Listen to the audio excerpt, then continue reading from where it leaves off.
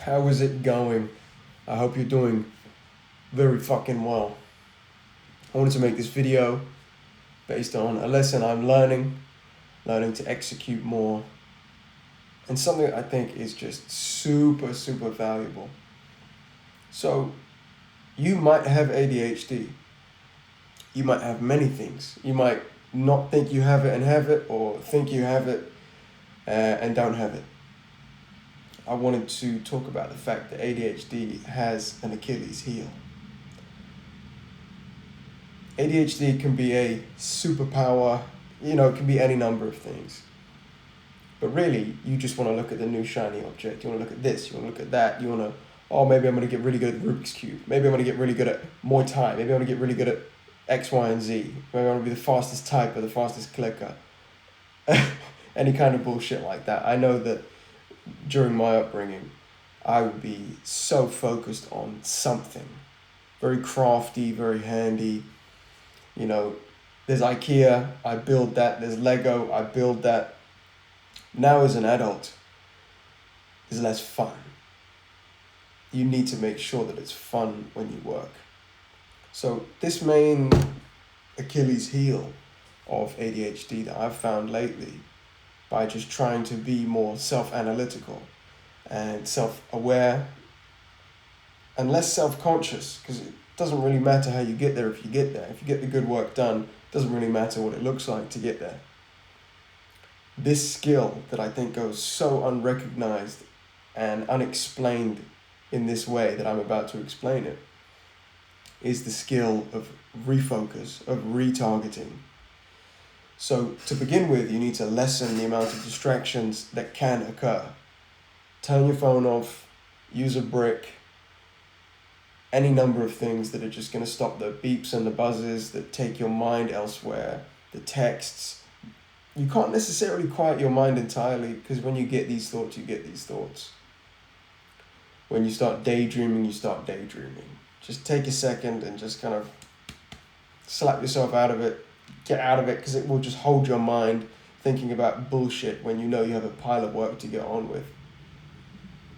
This refocus skill is essentially after you've done your really, really deep work, which everyone can do a bit of deep work for 15 minutes.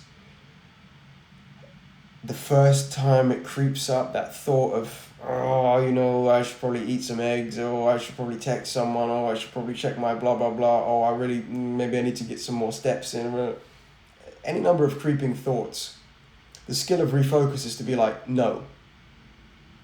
Just scrunch your eyes, just whatever you have to do, just swallow that feeling and be like, no, back to the work. Your brain is a cunning genius that knows you best, obviously.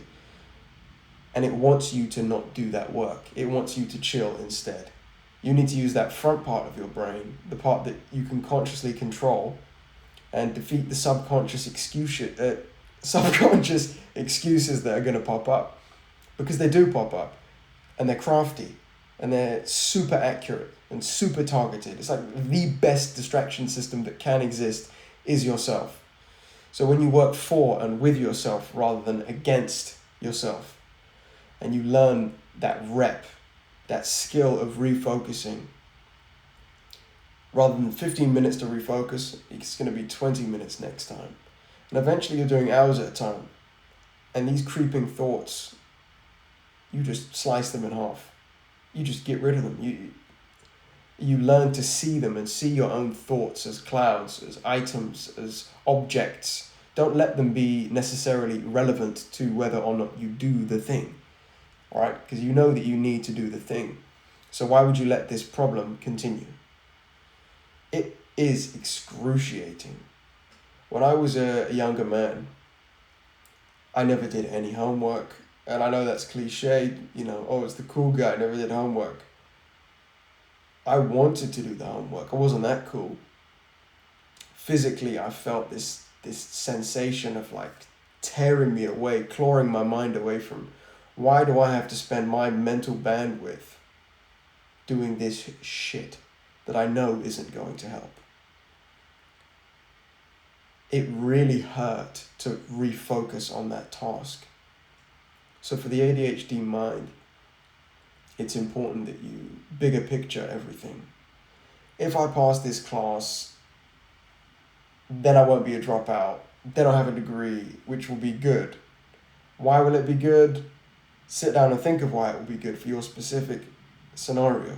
Probably be good to just have a degree, because that's good. Probably good to have your GCSEs, because that's good. Probably good to be the best worker in your office, because you might get paid more. With a degree, you will get paid more. Right? I'm not talking about the politics of what a degree is worth in the economy now, but if you're doing some work, you need to bigger picture and be like, this will be worth it. You can't necessarily sit there and think, will this specific document, will this specific essay, because you're just going to have the same problems.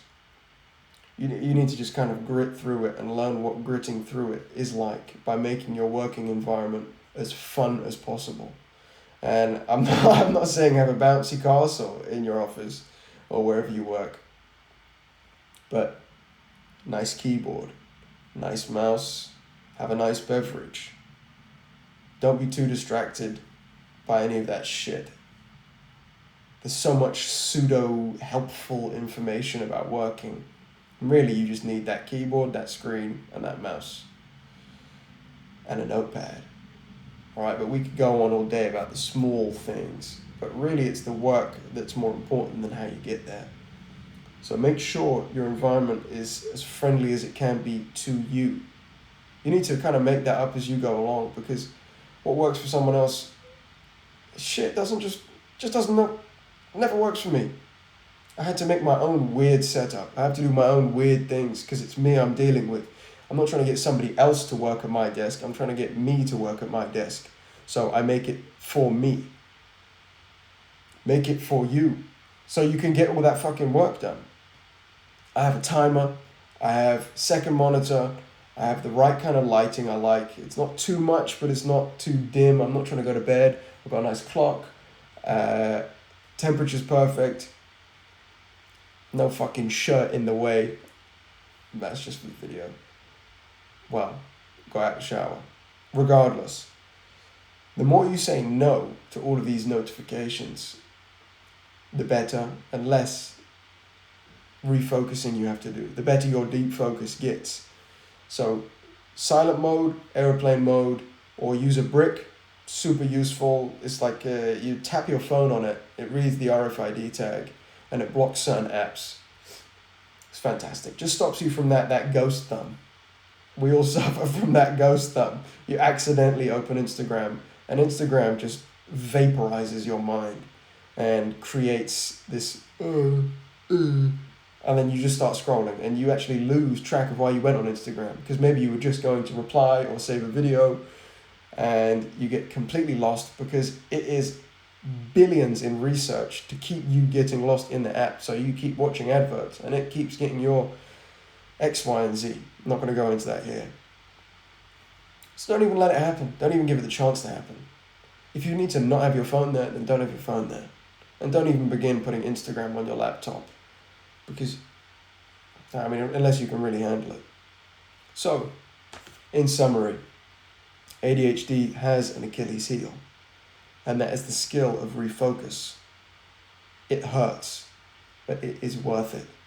Like training in the gym hurts, but is worth it.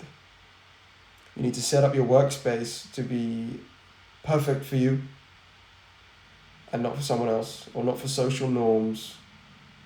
I don't care if you need a boxing bag next to your desk. Put it there if that's what you need. And say no to more interruptions. And set up less angles for things to come in by turning your devices on dumb mode. That's essentially it for today's video. If you have any more specific questions about anything I've spoken about, or any other questions to do with ADHD or OCD or any of these number of medical names that you feel like you may have, I'm happy to make a video about them. I hope today's video was helpful for you. I know that me saying it aloud makes it more helpful for me, because I can come back and watch this video and be like, me with a clear mind on this day had excellent stuff to say. to me in the future when I get a bit lost or a bit distracted by the work itself. Thank you.